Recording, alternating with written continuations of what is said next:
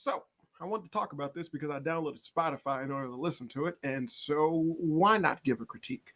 Uh, I just finished listening to Harley Quinn and the Joker Sound Mind, a Spotify series that recently came out. Saw an ad of it on YouTube, and honestly, I wanted to check it out. I'm actually a super big Batman fan, happen to be an even bigger Joker fan, and also I am a total advocate for the Harley Quinn and Joker um, romance, if you will. I fell in love with the character as soon as they introduced her in the Batman animated series, and honestly, as far as I can tell, that's the only.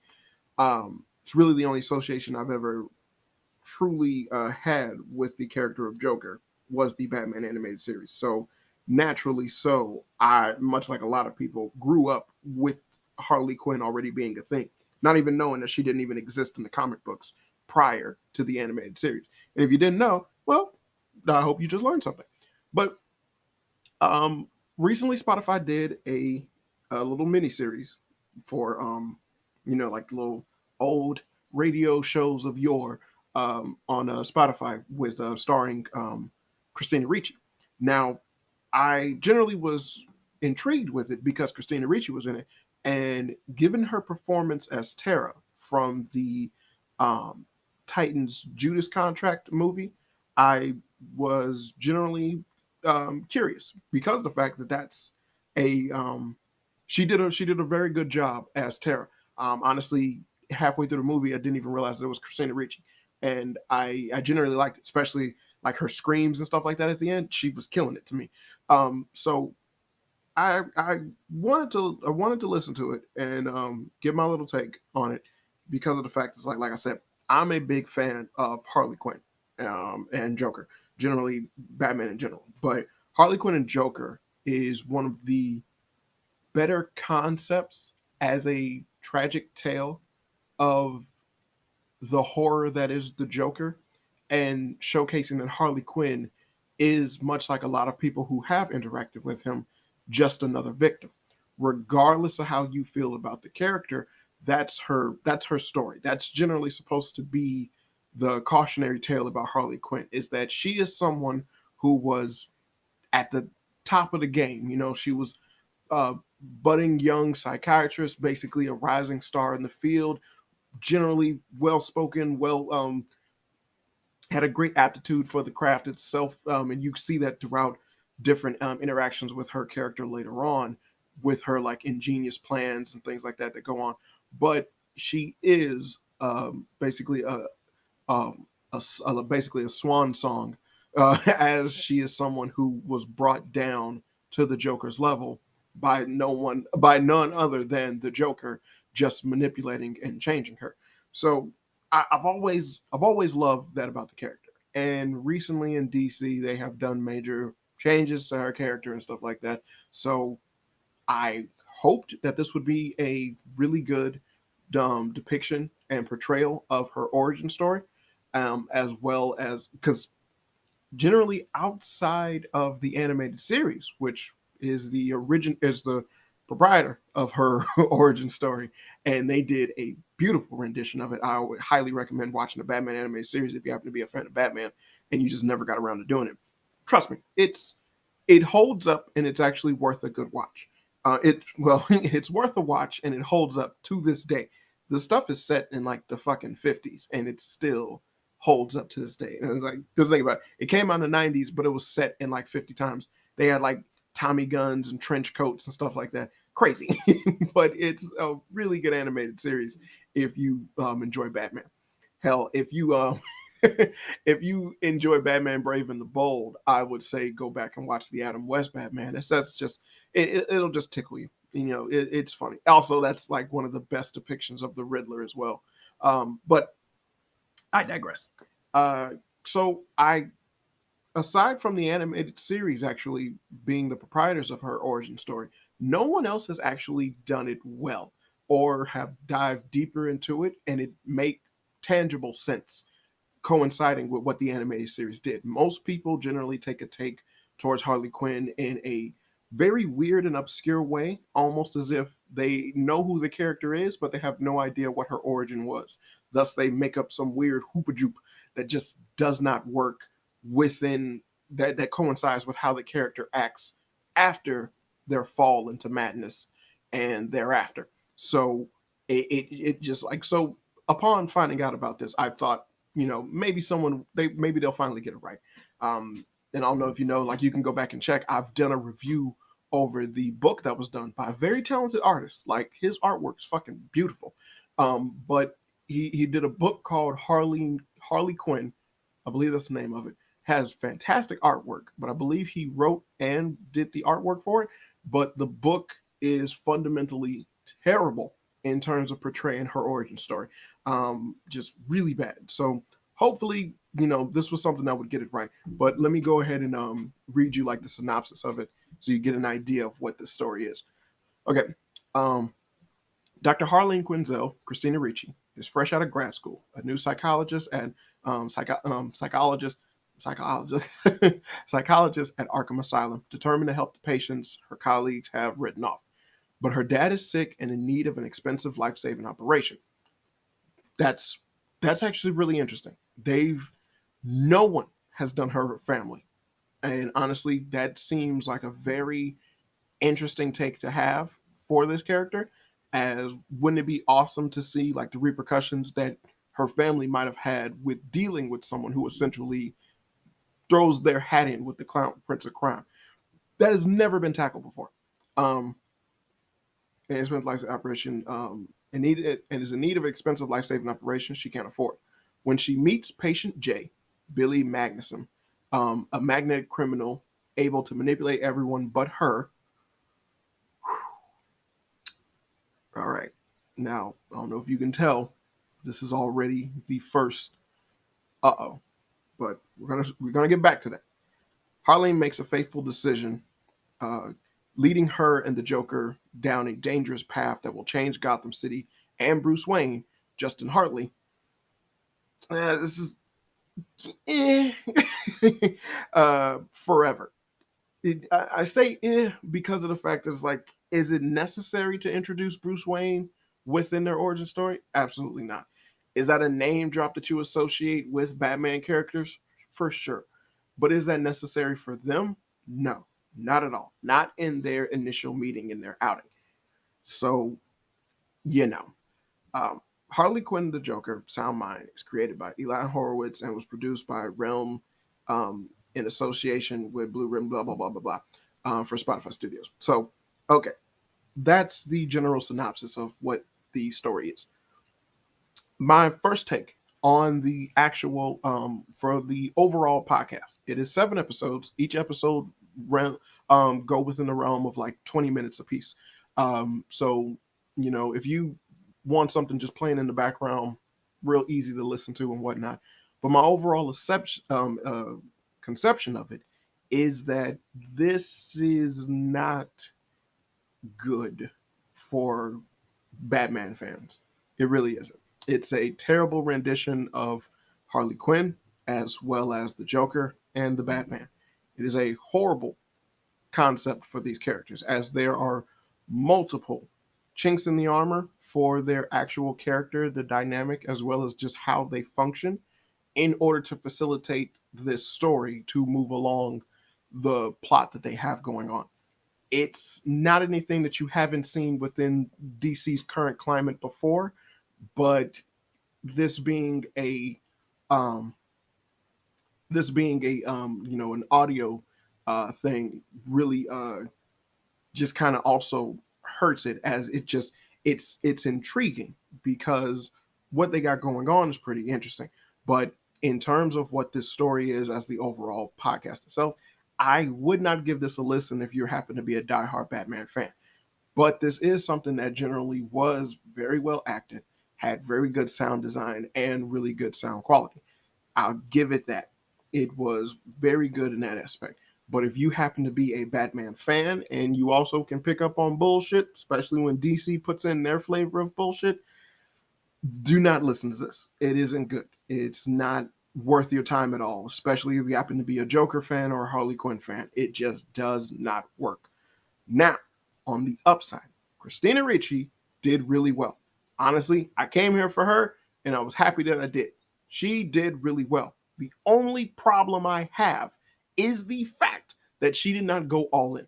You did not get to see, you did not get to hear her in a sense of being a broken down person. They never did that with the character, and I'm gonna explain why the story essentially kind of fumbled the ball with that one big time, especially if you're trying to showcase and bring someone like Harley Quinn broken down, let alone try to build her up as the lovable sidekick of the Joker.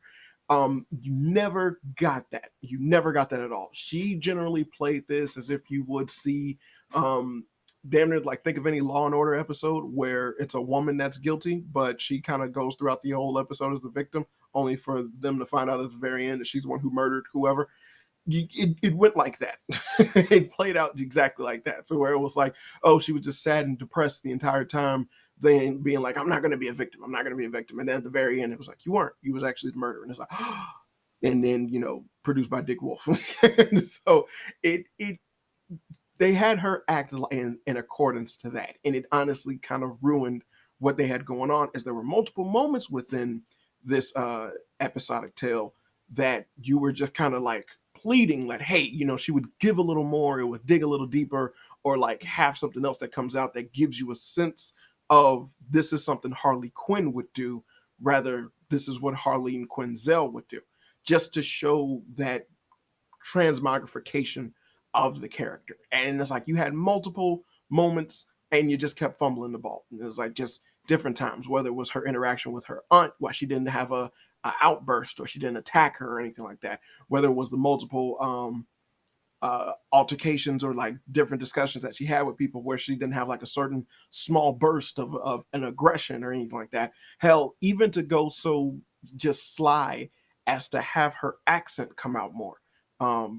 which is crazy because the animated series did that, and it honestly was very endearing. When they first introduced Harley Quinn, when she was younger, before Joker made her into Harley Quinn, when she was Harleen, her accent was not really thick. And so she talked, and it was a far more dignified and professional tone.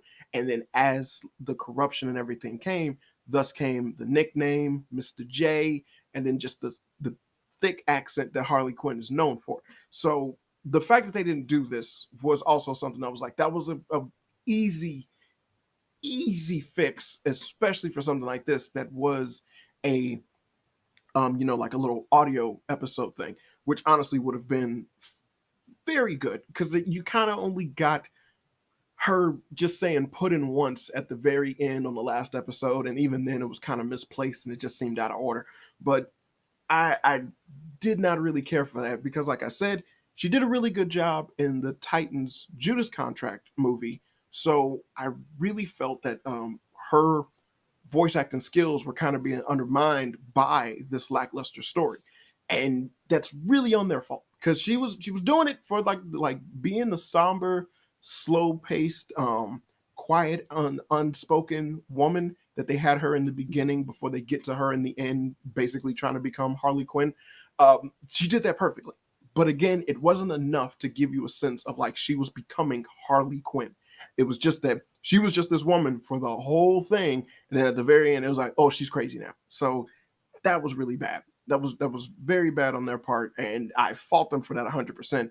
And that's not for her skills, but more so for the content not being able to give her the tools that she needed to showcase her skills. Like I said, Christina Ricci did really good for voice acting, and honestly, from the Judas Contract and from this, I hope she does more stuff with voice acting. She's actually really good at it. But then you get Billy Magnuson, who was Joker, or Patient J, as the majority of this thing goes. He was fantastic. Props to him. What he did was fantastic. Again, not faulting his actual acting, but more so just the writing that was given to him. He wasn't really able to do anything of grandiose nature for the Joker, but I could definitely see him being in animated products for the Joker as well. Much like Christina Ricci, even though she doesn't do the accent, it's fine to not have that for Harley Quinn, but you still need the gumption in terms of the personality. And that's not anything that she did within this little within this episodic audio thing. So, but with him as the Joker was actually very good. You could tell that he took a lot from Heath Ledger's Joker in terms of his speech pattern. He took a lot from Heath Ledger's Joker, as well as deriving a lot in terms of like his cackle and his laugh from who's the current guy that's handling the Joker within the DC animated universe that they had. Not Mark Hamill, but it's another guy that they got doing the Joker. Not Tony Baker. I can't remember. I'm not even sure if it's him or not. But how he was talking and how he was acting, I was like, yeah, I can actually. This is actually a really good voice for the Joker. It's really fine. The only problem is that, again, much like Christina Ricci, they the the actual product does not allow them to dig deep and actually do really, really good voice acting work. He had multiple moments where he was doing the crazy laugh. He was basically being very obtuse. He was being very maniacal and even downright charming. But the subject matter of the content itself didn't really give him enough room to express himself in a way that Joker would, where there would be a far more sporadic outtake towards just simplistic things. Hell, you only had one moment where essentially he brought up Batman in the terms of a conversation and then had that obsessive, compulsive mindset towards the character of Batman, which generally should have came up more if you were dealing with Harley Quinn and him having sessions and then trying to derive that from the character. But it really, like, he did the damn thing. I just give him credit for that. He did the damn thing. But like I said, the product itself was really lackluster as it was doing things. I was kind of holding him back because it was really knocking down. It was like knocking the peg out of the character of the Joker, which did not fit nor help within his overall subject matter. So you had multiple times where essentially he failed at thinking up a joke. Even when speaking with Harley Quinn, he was kind of fumbling his words, which is something that you wouldn't expect from the character of Joker. You had multiple moments where he was just kind of far more in the vulnerable state of mind rather than being in the controlling state of mind, which is what you would need from the character of the Joker. But again, the work that they gave, the product that they produce with this story does not help, nor does it give any symbolism of Joker, Batman, and Harley Quinn. So because of that, you got this lackluster approach towards the characters because of the fact that the body of work itself was a lackluster approach towards the characters, which is really disheartening because, like I said, they sounded great. It's just that, man, I wish they had a better script to work with because they probably could have did amazing with this. So that was really disappointing, but he was really good. He was very good. As just, I wish that he had a far more stable, solid rendition of the Joker. That would have been fantastic. Hell, there's a part where Harley Quinn tells him to go like fuck off and everything, and it's just so disappointing because it's like these characters would never do anything like this, nor would he allow something like this to even happen to him in any sense of the word, nor would she do something like this to him within the confines of what was going on. But they did it anyway, and it just was really like, ugh, just the most of ugh, and it was just really bad, just really, really bad. Now, Justin Hartland for Bruce Wayne, to get into his acting, honestly, I have no criticism for it because honestly, they didn't need him. They kind of threw him in because it was doing the crap that DC loves to do currently within their books, which is that realistically every woman is just beloved by everybody, and they're constantly being criticized for the fact that they might be attractive and successful, and it was just unnecessary for her to interact with Bruce Wayne, let alone for him to even kind of give a sense that he might be attracted to her or like he might ask her out on dates and things like that, especially in early on Bruce Wayne, doesn't make any sense. I mean, he even asked her out for a date like late at night. And it's just something where it's like, this is a Batman that's been running around for like the past 18 months. So if we're dealing with pseudo year one Batman, this is the Batman that's fully connected to the craft. And then they didn't even get as far, or like they didn't, like they opened, like they kind of put the ball in your hand, but you couldn't trust them to hold on to it. They were going to drop the ball because they did. But they set up the operation to essentially give him the notion that his take and his handle on these people is that of someone that's like, I'm just beating these motherfuckers up without a care in the world, rather than these people are sick and they need help and I'm trying to help them. And it's like, because in the beginning, it is the concept of it's blind, brutal justice without the actual sense of like, no, I can help these people. I'm trying to help these people. So, whether it's like, he refers to them as their moniker rather than calling them by their name, which is something that Batman is supposed to actually do. Like later on, he'll only refer to the Penguin as Oswald. He wouldn't call him Penguin, even though that's just what the Penguin wants. He wants people to call him Penguin. Same thing with Killer Croc, Scarecrow, and things like that. He was like, he will refer to them as their names. But that's a psychological trip, But this is something that they've done to knock down Batman and Bruce Wayne as a whole, because they made it to where he was argumentative over Batman's actual work and what it was and the response to it that Harley Quinn had. I'm not saying that conversation in itself between those two characters was wrong, but that subject matter wasn't something that was wrong. Whether or not it was something that Bruce Wayne overheard while someone else was defending Batman should have been what they did, not Bruce Wayne himself trying to defend Batman's actions, because that doesn't make any sense. He wouldn't do anything like that because realistically it makes him look suspicious as hell. So that's just odd. But at the same token, you could have had it to where Harley Quinn kind of gives him the idea upon speaking to it with someone else that he might have overheard and listening to, where she's breaking down the fact that these people need help. And you kind of have like a demented, twisted mindset towards it, because she would be speaking of it in terms of her admiration towards the Joker, while as Batman and Bruce Wayne would be listening to it in terms of how to actually handle these patients that need psychological help. So they could have played on that if they were creative in their writing, but instead they made it to where he was defensive over Batman's work, and she essentially was just this woman who knew that what he was doing was immediately wrong. And also considering this is Batman, like within the first span of 18 months, you already were getting the idea and the concept of like these pop villains. So they were basically just doing what they were doing to combat Batman, rather than the notion that Gotham is a fucked up, horrible place and you need someone like Batman. It's ridiculous that they don't play off this shit, but it's so obvious when they don't, because you can understand exactly where this is coming from. And then they did things like have lines where Bruce Wayne said stuff like, well, let no longer like for the like you should be in charge rather than like the overstuffed white guys. And then like you had lines where it was like the Bruce Waynes of the world look down on people and stuff like that, and just multitude of things that was just knocking down men in general. So Harley Quinn could seem far more vulnerable, only to then come back at the end and just be like, no, I'm here, I am woman, hear me roar type of story. And it's just like, this is the crap you see in their comics that don't sell. Why would you do that for this story?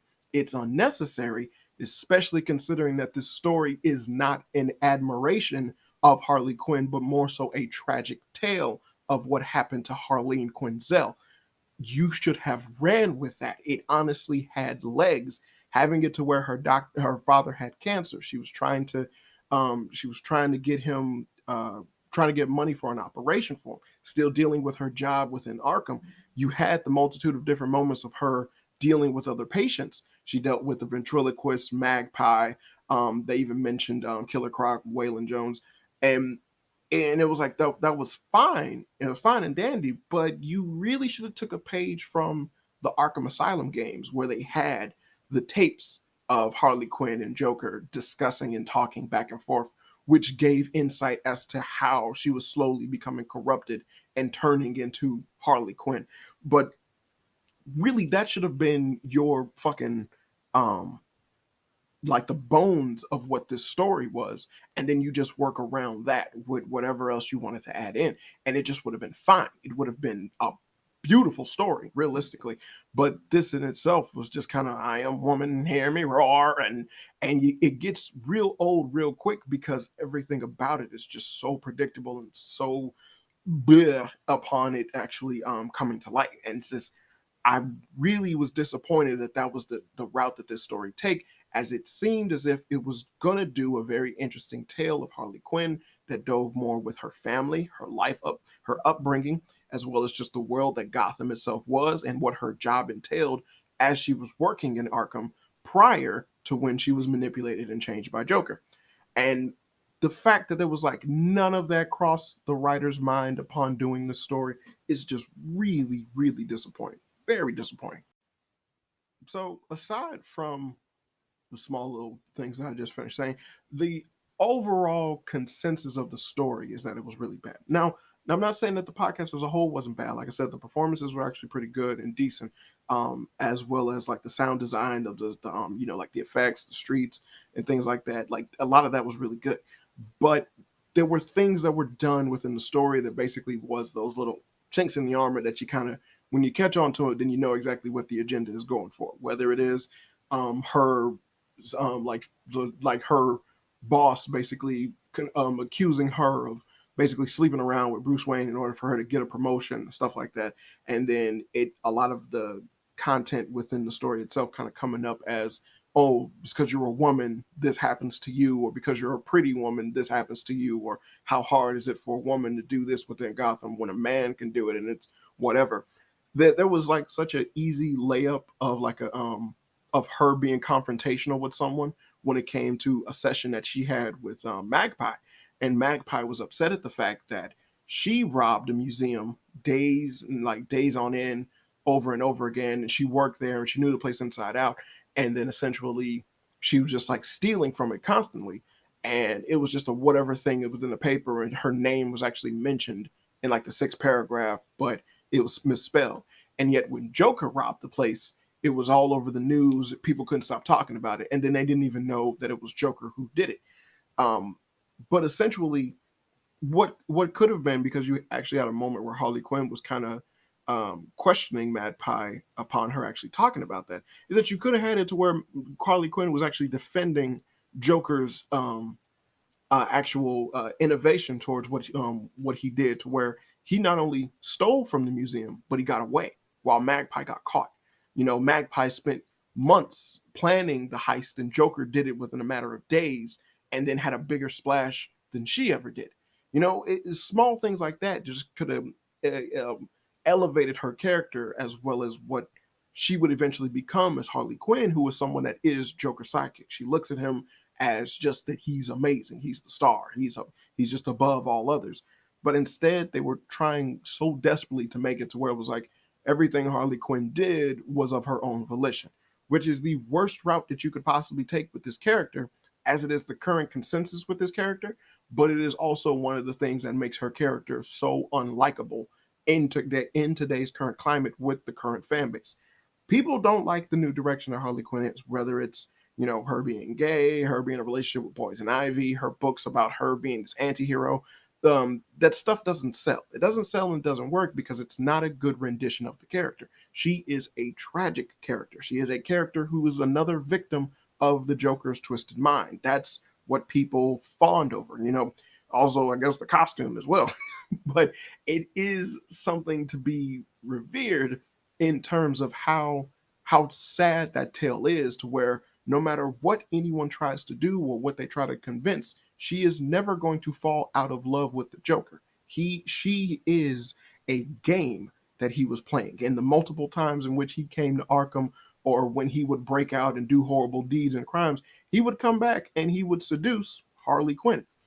Ironically enough, as much as people despise the Suicide Squad movie, that movie was one of the better renditions of their relationship, and it barely showed anything. Like you get kind of a little bit more detailed with it with the like extended cut. I'm talking about the first Suicide Squad movie, but it still handled their relationship and what they were far better than anything else that has come out within the comics or the like the animated series that they've done. And realistically, it's very sad. Like you got the Batman, which did an interesting one where she was like this kind of a hack TV show host that was a psychologist, and then she a psychiatrist that was essentially being shown, or like trying to do an interview with the Joker as he was slowly manipulating her and turned her into Harley Quinn.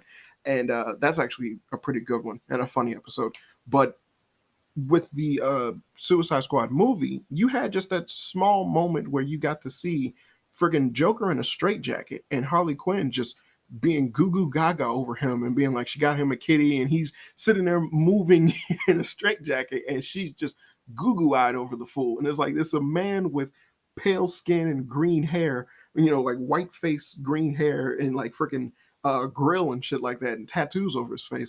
And then he just out of nowhere asks her for a machine gun.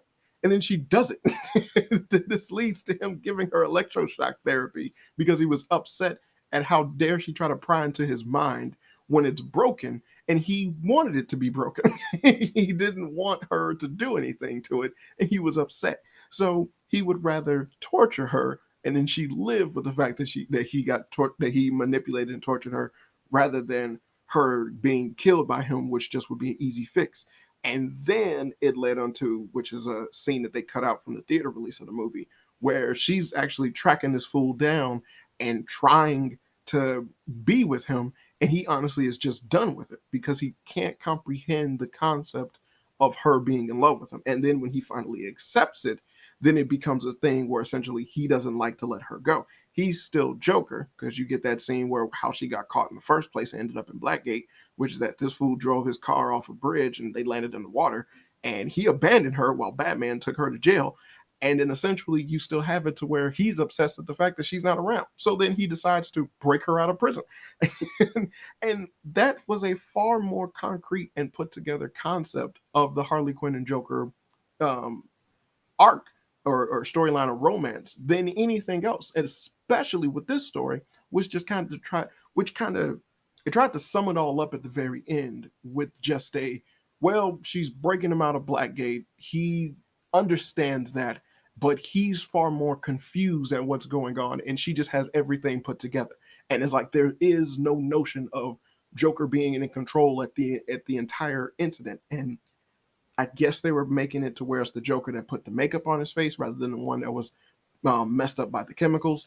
Um, and still, it just really did not resonate correctly because his multiple interactions with Harley Quinn, she was always the one that was in control. She was always the one that was leading him along, and he was the one following her order. When that could not possibly happen to the character, it is literally the opposite.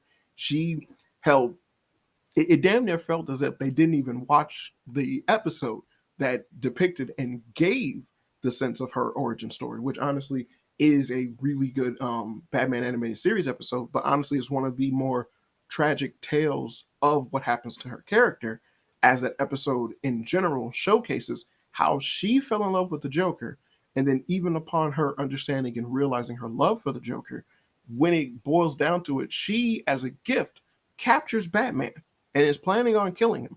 And then Batman has to tell her, your feelings for him are just a huge manipulation. It is a game to him.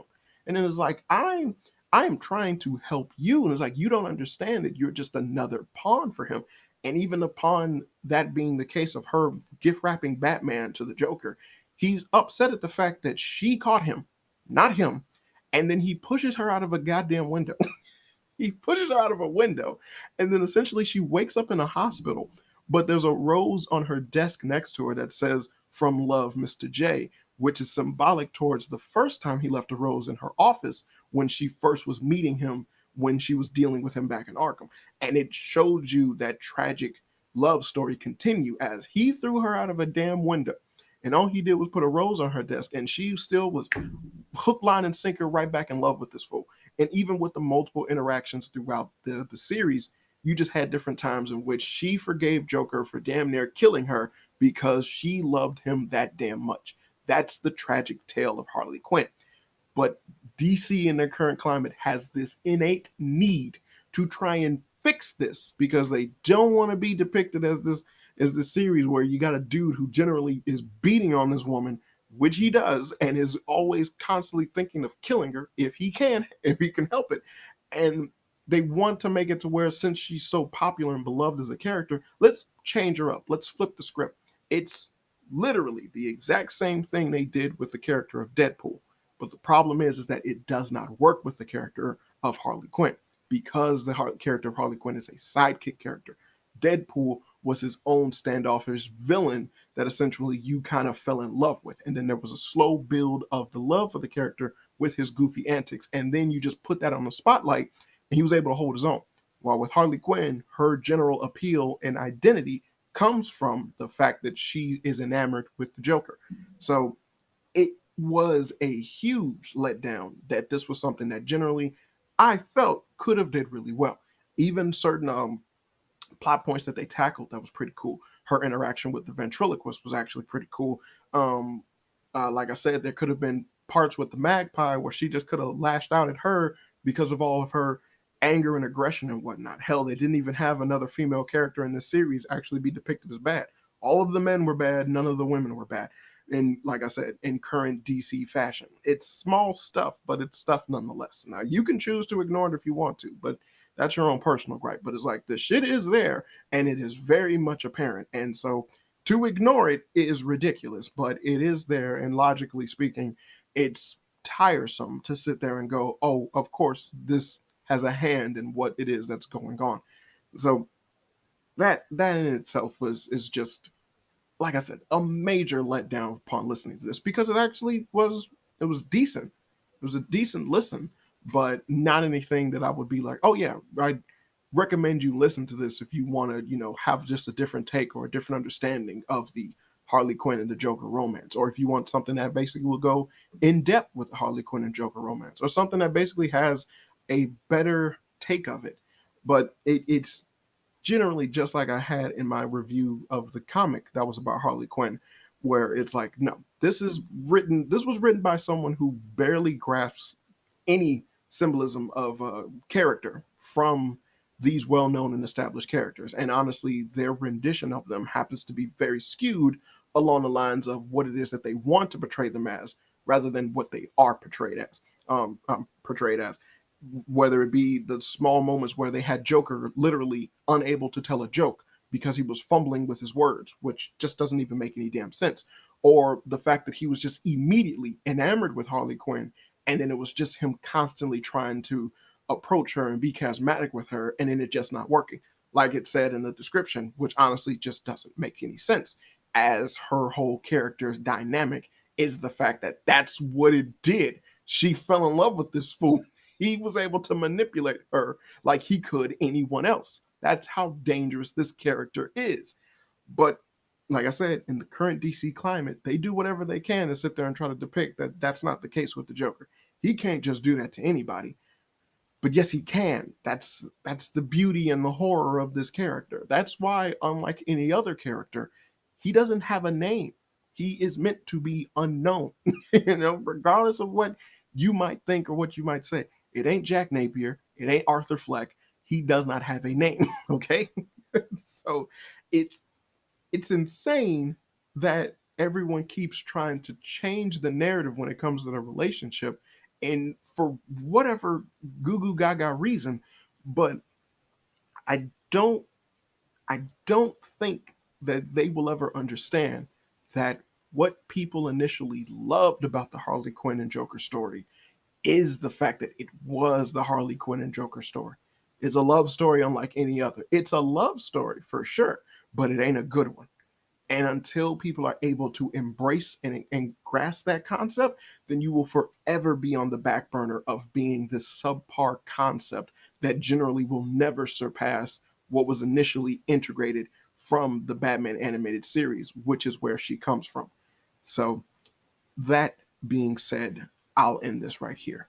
So, uh, in short, the series itself, it's a good listen, but it ain't really worth your time if you happen to be an actual Batman fan. If you happen to be a deep Harley Quinn and Joker fan, then you're going to be pleasantly disappointed.